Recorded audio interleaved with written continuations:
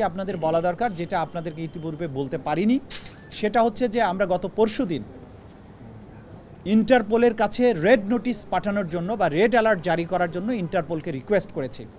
আমাদের যে এই দেশের যে একসময়কার যিনি প্রধানমন্ত্রী ছিলেন, যিনি এই মামলার আসামি, পলাতক আছেন, দেশের বাইরে আছেন, শেখ হাসিনা, তাকে আন্তর্জাতিক আইন অনুযায়ী ইন্টারপোলের যে ব্যবস্থা আছে, যে সিস্টেম আছে, সেই সিস্টেমের কাছে চিফ প্রসিকিউটরের অফিস থেকে আমরা রিকোয়েস্ট পাঠিয়েছি যে তিনি যেহেতু মানবতা বিরোধী অপরাধ সংগঠনের অভিযোগে অভিযুক্ত, তার বিরুদ্ধে গ্রেপ্তারি পরোয়ানা পেন্ডিং আছে, কিন্তু বাংলাদেশের জুরিসডিকশনের বাইরে তিনি চলে গেছেন, সেই কারণে আন্তর্জাতিক পুলিশিং সংস্থা হিসাবে ইন্টারপোল যাতে তাকে গ্রেপ্তার করার ব্যবস্থা নেয় এবং অন্তত তার ব্যাপারে রেড অ্যালার্ট জারি করে, সেই ব্যাপারে আমরা রিকোয়েস্ট পাঠিয়েছি।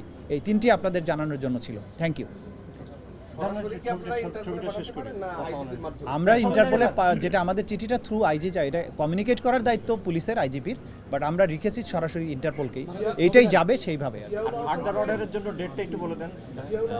যেটা নতুন করে হয়েছে সেটা 12ই ডিসেম্বর, নতুন ফার্দার ইনভেস্টিগেশনের জন্য।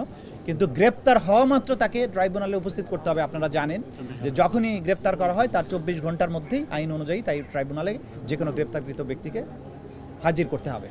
একটা হচ্ছে 4 জন পুলিশ অফিসারের বিরুদ্ধে আমরা গ্রেপ্তারি পরোয়ানা চেয়েছিলাম, আদালত সেটা মঞ্জুর করেছেন। এই 4 জনের মধ্যে একজনের নাম আমরা আপনাদেরকে জানাচ্ছি, সেটা হচ্ছে যাত্রাবাড়ি থানার ওসি তদন্ত জাকির হোসেন। আপনারা সামাজিক যোগাযোগ মাধ্যমে এবং আপনাদের সরাসরি ক্যামেরায় সেই দৃশ্যটা ধরা পড়েছিল যে একটা তরুণকে আহত অবস্থায় তার আরেক সহকর্মী যখন তাকে উদ্ধার করে নিয়ে যাচ্ছিল, সে তখন বেঁচে ছিল, খুব স্বাভাবিক অবস্থা, তার পায়ে গুলি আহত ছিল সামান্য। সেই ছেলেটিকে কাছে থেকে যে বুকে গুলি করে হত্যা নিশ্চিত করে এবং পরবর্তীতে তার লাশকেও আবার নানানভাবে বিকৃত করে, সেটা হচ্ছে যাত্রাবাড়ি থানার তদানীন্তন ওসি তদন্ত জাকির হোসেন। সে এখন পলাতক আছে। এই জাকির হোসেনের বিরুদ্ধে সহ আরও 3 জন পুলিশ অফিসার যারা যাত্রাবাড়ির অ্যাট্রোসিটির সাথে, যাদের ব্যাপারে আমরা অকাট্য প্রমাণ পেয়েছি, এরকম 4 জন অফিসারের বিরুদ্ধে আমরা গ্রেপ্তারি পরোয়ানা চেয়েছিলাম, আদালত সেটা মঞ্জুর করেছেন। আমরা এই প্রসঙ্গে আপনাদেরকে আবারও মনে করিয়ে দিতে চাই যে আমরা বারবার কিন্তু আশ্বস্ত করেছি যে রাষ্ট্রের দায়িত্বে যে পুলিশ বাহিনী আছেন, আজকে তারা নানানভাবে দায়িত্ব পালনে অনীহা প্রদর্শন করছেন, এই কারণে যে হয়তো তারা অনেকেই নানানভাবে হয়রানির শিকার হতে পারেন। আমরা আবারও বলছি যে কোনো নির্দোষ পুলিশ অফিসারকে হয়রানি করা হবে না। যাদের বিরুদ্ধে অকাট্য প্রমাণ পাবো আমরা, আমাদের তদন্ত সংস্থা পাবে, জুলাই আগস্টের গণহত্যার অ্যাট্রোসিটির সাথে, নিষ্ঠুরতার সাথে যারা জড়িত ছিলেন তারা কেউ ছাড় পাবেন না। কিন্তু কোনো নির্দোষ অফিসার যাদের সম্পৃক্ততা তদন্তে সঠিকভাবে না পাওয়া যাবে, তাদেরকে আমরা কোনোভাবেই এই আদালতে বিচারের মুখোমুখি করব না।